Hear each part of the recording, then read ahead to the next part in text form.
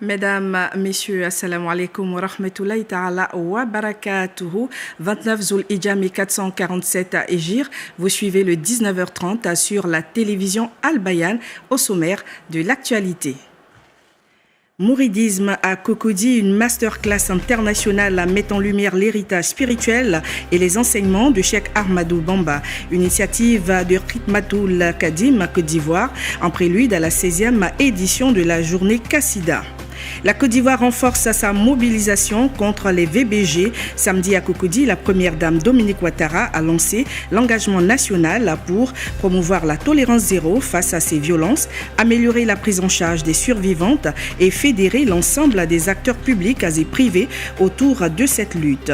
Coupe d'Afrique, Coupe du Monde 2026, elle se poursuit en Amérique du Nord. Les éléphants de Côte d'Ivoire ont réussi leur entrée dans la compétition en dominant l'Équateur sur le score d'un but à 0. Une victoire précieuse qui les place dans le peloton de tête du groupe AE. Les détails dans ce journal. Merci de vous informer sur la télévision Al Bayan. Coup d'envoi ce lundi partout sur le territoire national des épreuves écrites du baccalauréat session 2026. Cette année, ce sont 329 372 candidats, dont 50% de filles qui composent dans les filières générales, techniques et artistiques.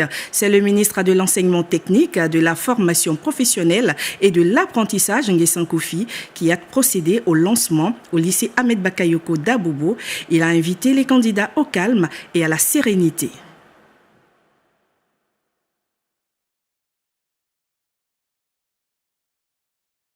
Ouvrant cette page communautaire avec l'accueil réservé aux pèlerins de Ganwe, localité de la région du Bafing.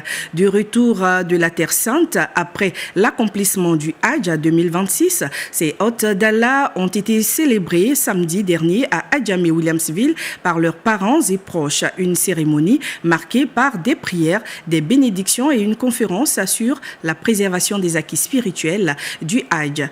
Diomandé Boaké.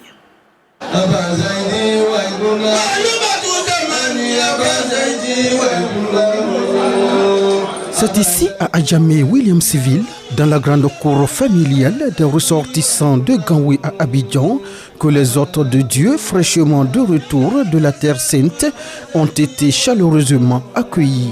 Les pèlerins de Ganwe qui sont partis saluer la maison de Dieu se sont bien exécutés et qu'ils sont de retour.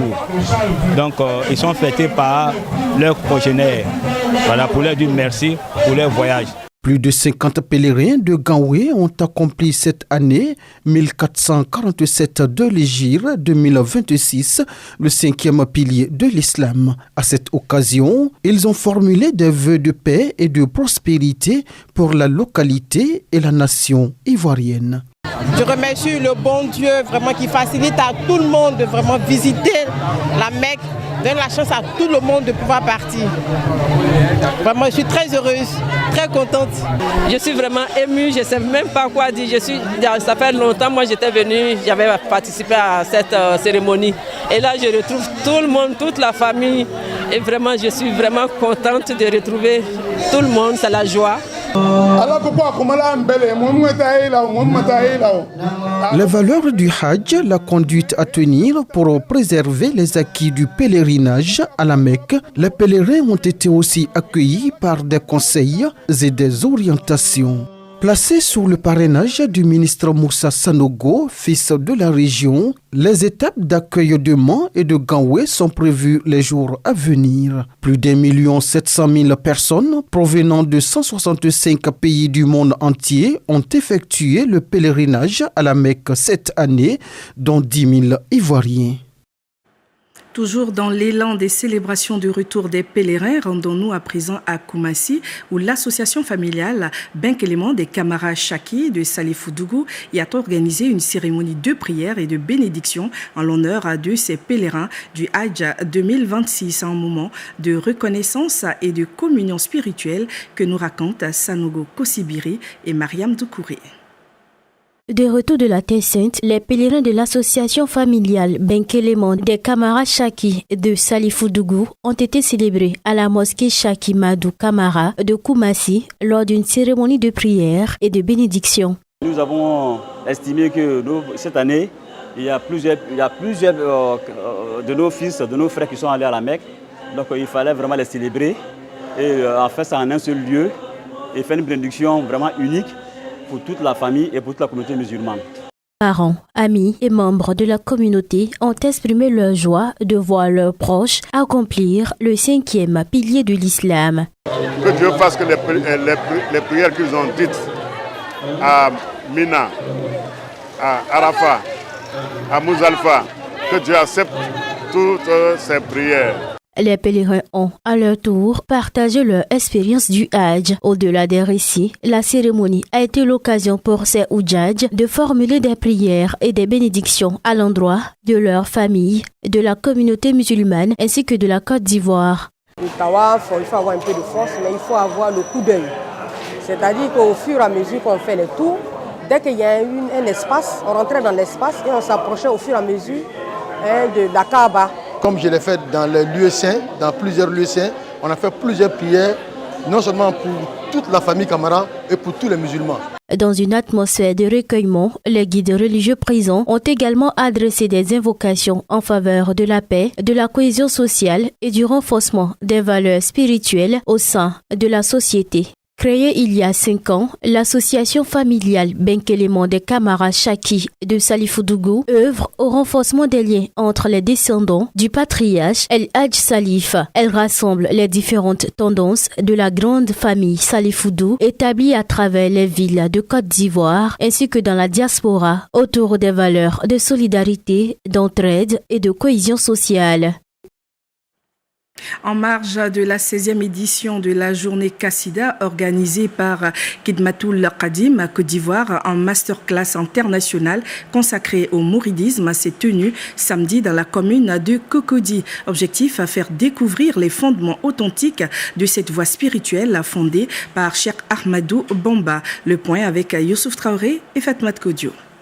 Placée sous le thème mouridisme, de la perception commune à la connaissance authentique, cette masterclass a réuni 4 spécialistes du mouridisme, dont 3 en présentiel et 1 en visioconférence.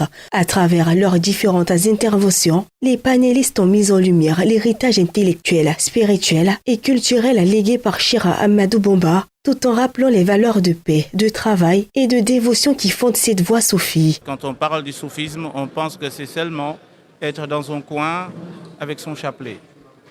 Alors Cheikh Ahmadou Bamba nous a donné une autre vision, qu'on peut être dans les champs, on peut être dans notre bureau, devant notre ordinateur, on peut être devant une caméra, comme le travail que vous êtes en train de faire, et faire ce qu'on appelle Al-Khidma.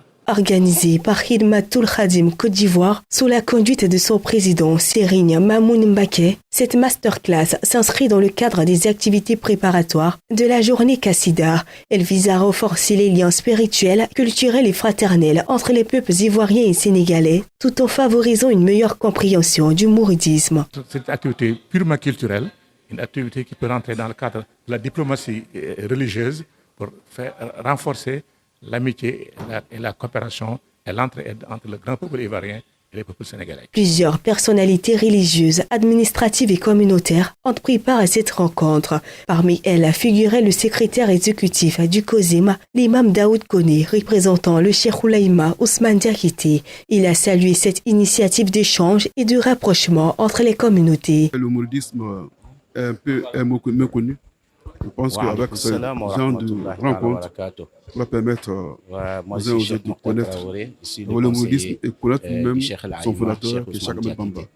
Au nom donc du député maire de Cocody, je réaffirme notre attachement à toutes les initiatives qui renforcent le dialogue, l'éducation et la paix.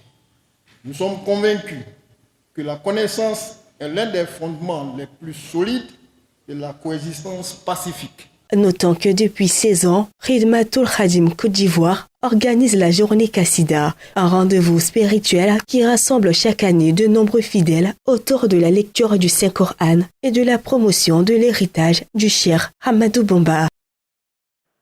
Plus de 400 enfants étaient en joie ce week-end à l'Ivoire Golf Club à l'occasion de la 2e édition de la Tabaski des enfants, initiée par l'association des femmes de la mosquée de la Riviera 3 avec l'appui de l'UNICEF. Cette activité vise à renforcer, à célébrer les tout-petits tout en renforçant leur connaissance des valeurs islamiques. Le reportage de Amara Dirassouba.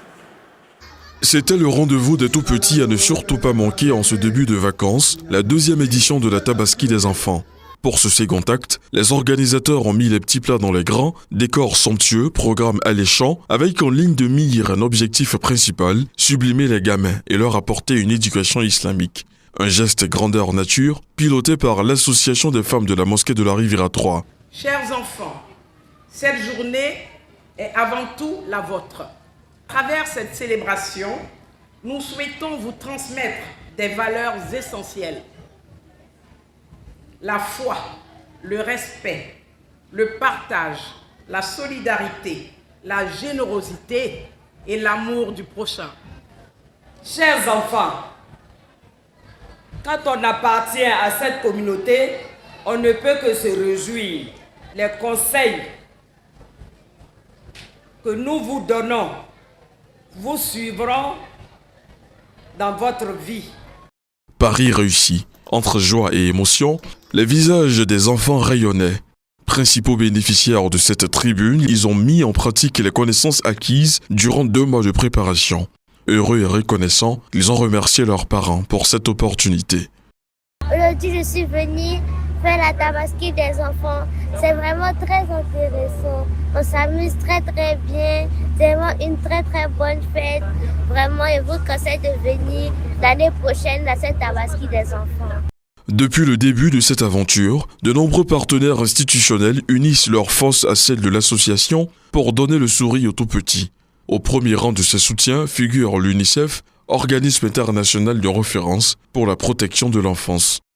Nous sommes engagés. Comme la première édition, Madame la Présidente, nous vous disons que l'année prochaine, nous serons encore là.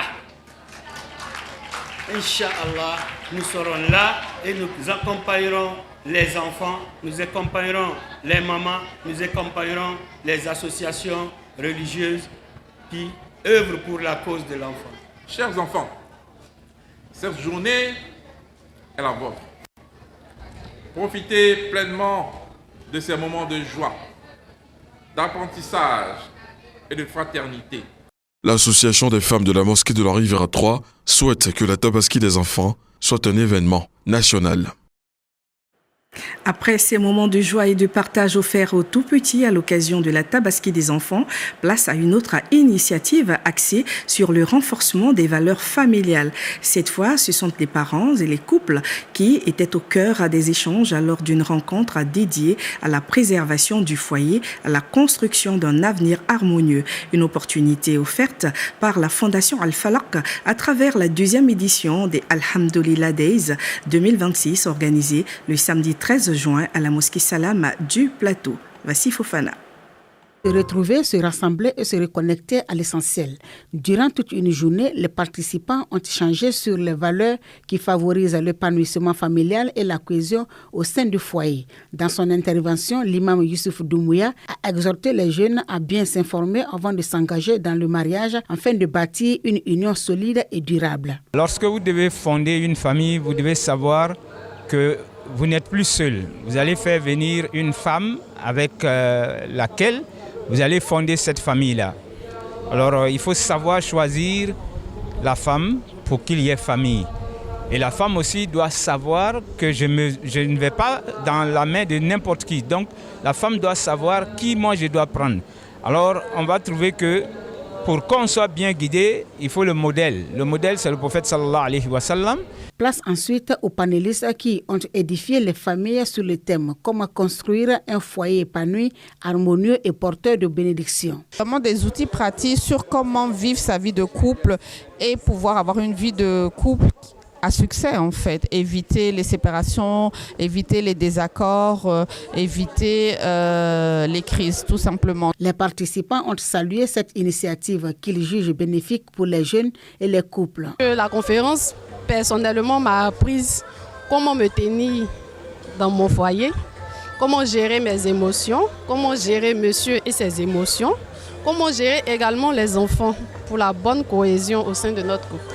Le directeur exécutif d'Al-Falaq a pour sa part expliqué le concept de Alhamdulillah Day, une plateforme dédiée à l'éducation, à la spiritualité et au renforcement des valeurs familiales.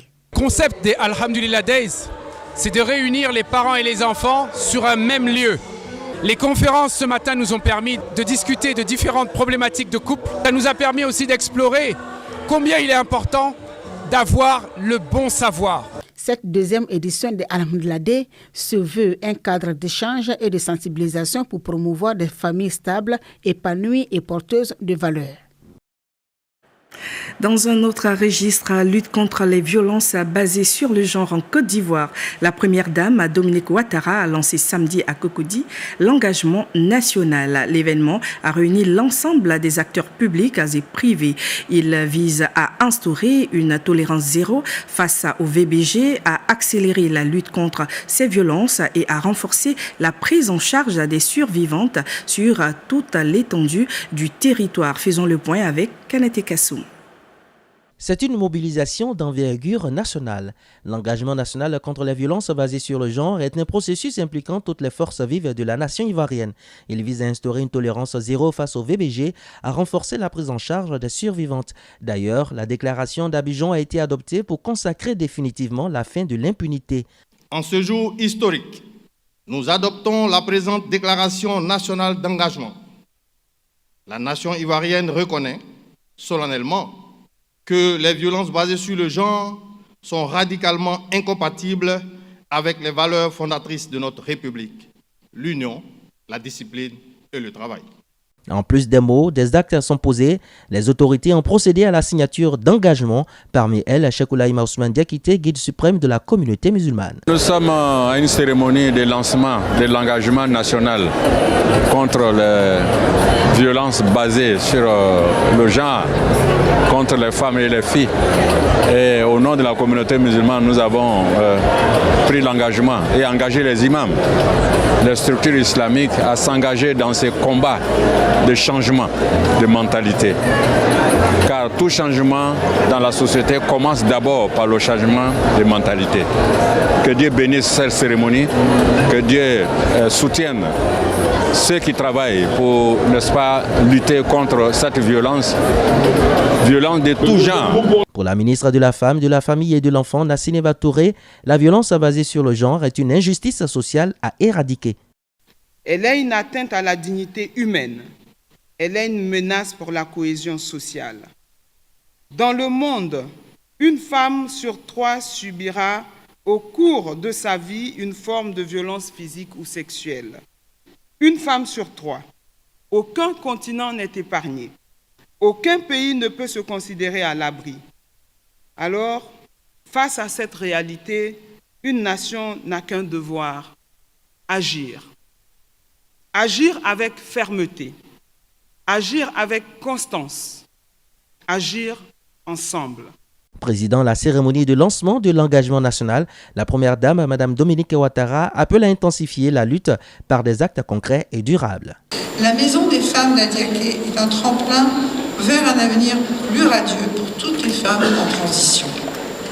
Ce centre a pu voir le jour grâce à la générosité de nos chers donateurs engagés à nos côtés à l'occasion du 8e dîner de gala de la Fondation Children of Africa. Je les remercie. Des témoignages de survivantes pris en charge par le programme national de lutte contre les VBG et la plateforme de lutte contre la cybercriminalité ont meublé la cérémonie. Une autre lutte, celle contre les inondations. Face aux défis récurrents liés aux fortes pluies, le projet d'assainissement et de résilience urbaine, le PARU, poursuit le déploiement de ces chantiers de drainage à travers le pays. Une visite de terrain organisée le vendredi 13 juin a permis aux journalistes de constater l'état d'avancement des travaux ainsi que leurs premiers impacts sur les populations. Les détails avec Youssouf Traoré et Nieli Ouattara. Dans la mise en œuvre de ces activités, le projet d'assainissement et de résilience urbaine, le PARU, continue la réalisation d'importants ouvrages destinés à améliorer l'évacuation des eaux pluviales et à réduire les risques d'inondation dans plusieurs communes du Grand Abidjan. La visite de terrain a débuté à Grand Bassam. Les lots 1 et 2 ont été visités afin d'apprécier l'évolution des travaux. À ce stade, le niveau global d'exécution est évalué à environ 55%, alors que la fin des travaux est attendue dans 6 mois. Nous sommes à Bassam. Nous avons fait l'effort de réaliser des ouvrages qui ont une pente qui permettent de drainer les eaux, d'éviter que les eaux stagnent en un point donné. La délégation s'est ensuite rendue à Yopougon. Sur ce chantier, les travaux sont très avancés avec un taux d'exécution estimé à 97% pour un délai consommé de 81,2%. La livraison est prévue pour le 30 septembre 2026. La visite s'est achevée à Bobo où plusieurs infrastructures sont déjà totalement réalisées. Ces ouvrages traduisent une avancée notable du projet dans cette zone fortement exposée aux inondations. Bobo s'est fait en 2 phases. Il y a eu la première phase qui a consisté à construire dans un premier temps des ouvrages de drainage d'eau pluviale, ce qui a permis de sauver ou de sécuriser ou d'améliorer les conditions de vie ou de protéger 280 000 personnes. Au-delà de l'état d'avancement des travaux, les impacts commencent déjà à être visibles dans le quotidien des populations. De Grand Bassam à Abobo, en passant par Yopougon, plusieurs habitants affirment constater une meilleure évacuation des eaux de pluie. En face le pont, le quartier était tout le temps inondé. On n'arrivait pas à dormir. Souvent même quand il pleuvait, on dormait dans les fauteuils, d'autres sortaient dehors, d'autres s'arrêtaient aussi dehors. Tu vois, les gens, ils n'arrivent pas à dormir, il y a des bébés qui pleuraient. Depuis, ils ont arrangé le pont là, on arrive à dormir tranquille. Il n'y a plus d'inondations dans le quartier. Les inondations restent un défi majeur en Côte d'Ivoire, en particulier dans les zones du sud où les pluies sont abondantes. Chaque année, environ 60 000 personnes sont touchées par ces phénomènes, avec des pertes économiques estimées à près de 0,7% du produit intérieur brut national. À présent, le journal du mondial.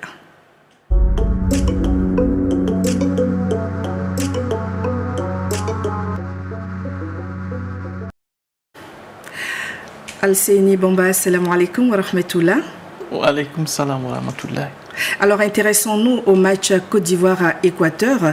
Alors que les deux équipes se dirigeaient vers un match nul, Ahmad Diallo a fait basculer la rencontre en faveur de la Côte d'Ivoire à la 90e minute. Oui, un match intéressant, bien servi par Wilfried Sengo. L'attaquant ivoirien a trouvé donc le chemin du filet pour inscrire l'unique but de cette rencontre qui permet justement aux éléphants de prendre l'avantage sur les Équatoriens sur le score d'un but à 0. Le sélectionneur Emers Faye revient sur le déroulé de cette rencontre. On l'écoute. On a eu du mal à rentrer dans le match. Je pense qu'avec le public quasiment équatorien, ils ont fait une meilleure entame de match que nous. On a eu une meilleure période au bout de 10-15 minutes où on a réussi à sortir, on a réussi à se créer des points chauds avec Yann qui leur a posé beaucoup de problèmes sur le côté. En fin de première mi-temps, on a reculé un peu et on a fait quelques erreurs qui nous ont coûté des occasions dangereuses pour l'Équateur. Mais ce qu'il faut noter, c'est qu'on est resté solide, on est resté solidaire et on est revenu en deuxième mi-temps en corrigeant les quelques erreurs qu'on avait fait en première mi-temps pour aller gagner le match. On voulait aller les chercher, on voulait jouer haut, on voulait surtout profiter du fait qu'ils défendent haut pour les prendre dans la profondeur. Malheureusement, comme je l'ai dit, on a quand même les 26 joueurs qui participent à la première Coupe du Monde. On a senti un peu de crispation au début de match aussi parce que c'était le premier, on ne savait pas comment trop aborder le match, en plus avec le public équatorien qui poussait derrière. Donc on voulait jouer plus haut, on voulait avoir plus de maîtrise et leur poser surtout plus de problèmes dans la profondeur. Malheureusement, ils nous ont bien bloqués, ils nous ont bien empêchés de jouer et ça a été un peu compliqué à mettre en place, mais on l'a mieux fait en deuxième. Je pense qu'on aurait pu éviter certaines fautes. Après, c'est pas trop focalisé sur ça des fois non plus. Quand vous êtes trop focalisé sur quelque chose, justement, ça vient. Ils savent hein, quand ils ont un carton, on sait qu'à un moment donné il peut sortir, mais il sort pas parce qu'il a déjà un carton. Donc c'est des joueurs qui ont une certaine expérience quand même et qui ont bien géré le fait qu'ils aient pris un carton jaune en première mi-temps. On veut aller le plus loin possible dans cette compétition. Il y a beaucoup de matchs qui vont arriver sur notre route. On a la chance d'avoir un groupe de qualité avec des attaquants, des joueurs offensifs qui peuvent tous postuler pour une place de titulaire. Ahmad, il a une petite gêne cette semaine pendant la préparation. On n'a juste pas voulu prendre de risques, préserver pour les 30 dernières minutes.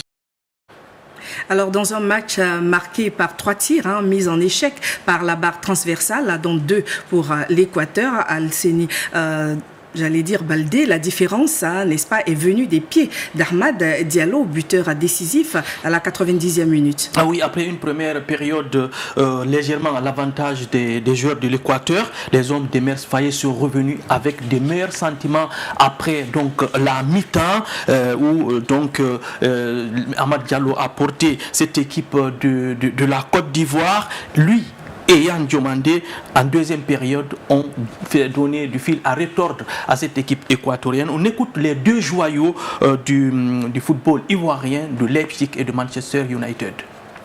Absolument, on avait besoin de ça. On sait qu'on est venu ici pour écrire l'histoire. C'est la première compétition de chacun de nous. Et on est ici super motivés. Depuis le match contre la France, on savait que voilà, on était déjà préparé mentalement. Et on est très, très heureux de cette victoire, mais ça ne s'arrête pas là. Il y a deux prochains matchs qu'on doit entamer avec la même mentalité et essayer de gagner. Absolument, on devait rester concentré. On savait que ça allait être un match difficile parce qu'on connaît les joueurs équatoriens, ils sont forts physiquement. On ne devait pas rentrer dans les jeux, on devait imposer nos jeux et c'est ce qu'on a essayé de faire. Ils nous ont mis en difficulté, bien évidemment. Mais voilà, on est resté lucide, on est resté focus. Et en fin de compte, on a gagné 3 points. Maintenant, il faut se focaliser pour les 2 prochains matchs. C'est beaucoup d'émotions. Premier match en Coupe du Monde, premier but. Mais voilà, mon objectif, c'est pas ça. Mon objectif, c'est d'aider l'équipe, aider le groupe et jusqu'à aller de l'avant. Déjà, merci. On voulait commencer en beauté, on voulait gagner pour bien rentrer dans la compétition et on s'est battu, on l'a fait, nous sommes tous contents. C'est toujours un plaisir de représenter son pays et c'est difficile, c'est stressant parce que nous sommes venus représenter près de 33 millions d'habitants. Il n'y a pas que nous, on joue pour notre famille, pour nos amis, pour nos proches. Dans ce genre de compétition, on veut tout donner, on veut tout déchirer. C'est ce qu'on essaie de faire, on a gagné. Il n'y avait pas assez de monde, mais les cris étaient forts et ils nous ont poussés jusqu'à la fin. Merci à eux. On veut gagner tous les matchs, on n'est pas venu pour juste participer, on veut marquer notre histoire et c'est ce qu'on essaie de faire tous ensemble.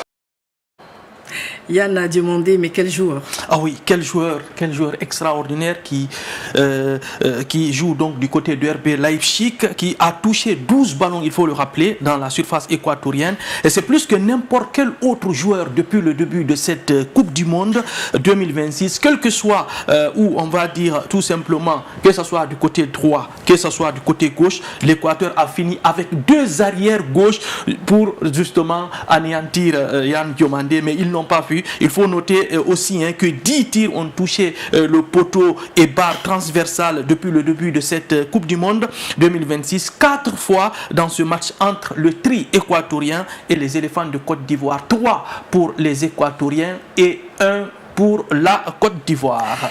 Et grâce à ce succès précieux, 1-0, la Côte d'Ivoire débute idéalement sa Coupe du Monde et rejoint provisoirement l'Allemagne en tête du groupe E. Ah oui, les éléphants défieront justement les Allemands lors de la prochaine journée après donc la démonstration de la Mannschaft face à Curaçao 7-1. Mers Faye se projette d'ores et déjà sur son prochain défi face à l'armada offensive de Julian Nagelsmann.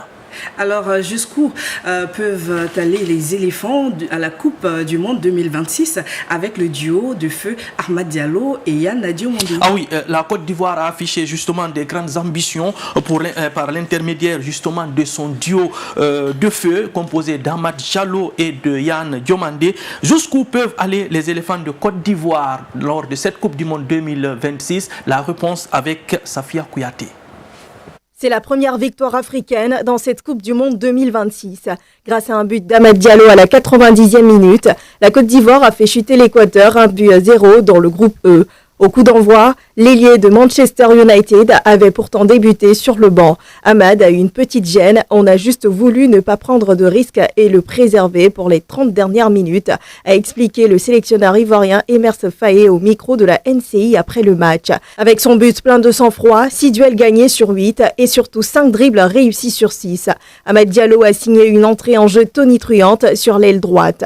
Jusqu'à son apparition à la 56e minute, ce secteur était occupé par Yann Diomandé. Habituel propriétaire du côté gauche, l'ailier du RB Leipzig a assuré un brillant intérim en faisant systématiquement des différences et en se trouvant dans tous les bons coups. Élu homme du match par la FIFA, Diomandé a terminé la soirée avec le total le plus élevé dans 5 domaines. Le nombre de ballons touchés 4 en 20, le nombre d'occasions créées 5, le nombre de duels gagnés 11, le nombre de conduites progressives 15 et le nombre de passes dans le dernier tiers 22. Le héros du jour, Ahmad Diallo, a prononcé une phrase « On avait besoin de ça, on est venu ici pour écrire l'histoire. C'est la première compétition mondiale pour chacun de nous. On est super motivés et on était préparés mentalement depuis le match contre la France. On est heureux de cette victoire, mais ça ne s'arrête pas là. Il y a 2 prochains matchs que l'on veut aborder avec la même mentalité. Les 2 compères sont bien partis pour accomplir leur objectif. En 3 participations en 2006, 2010 et 2014, la génération des Didier Drogba, Yaya et Kolo Touré, Bonaventure et Salomon Kalou n'a jamais réussi à franchir la phase de groupe.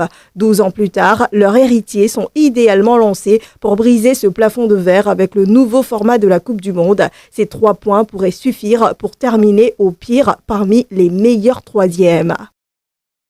Alcine Bamba, pouvez-vous nous donner les autres résultats et les programmes des autres matchs disputés la nuit dernière? Oui, effectivement. Donc, il faut quand même se dire qu'il y a eu des matchs qui se sont disputés cette nuit. Il y a l'équipe de la Tunisie qui a perdu donc sur le score de 5-1 contre l'équipe de la Suède. Et du coup, l'information est tombée et confirmée par la Fédération tunisienne de football. Sabri Lamouchi a été donc limogé et c'est la Fédération tunisienne donc qui indique qu'il y a eu un accord donc entre le sélectionneur français et la Fédération tunisienne de football au lendemain justement de la déroute donc des Aigles de Carthage sur le score de 5-1 contre la Suède. Le programme donc de ce lundi est le suivant. La Belgique affronte en ce moment même l'Égypte et c'est les pharaons égyptiens qui mènent sur le score d'1-0, un but de Imam Achour à la 19e minute. Donc les 2 équipes sont à la mi-temps et puis il faut le rappeler, la Belgique et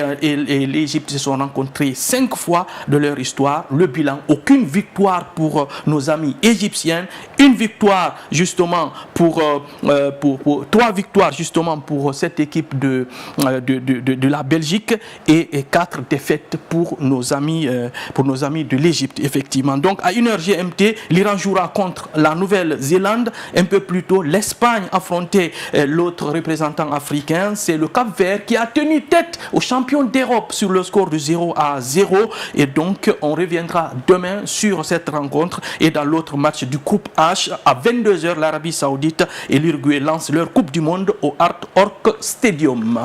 Merci infiniment Alcéni Baldé, que j'appelle affectueusement Bomba. Vous êtes Alcéni Baldé, merci et à demain pour d'autres informations, d'autres actualités du mondial. Chers téléspectateurs, ainsi prend fin ce journal. Merci de votre aimable attention et surtout bonne suite de programme sur votre télévision Al Bayan. Wassalamu alaikum wa rahmatullahi ta'ala wa barakatuh.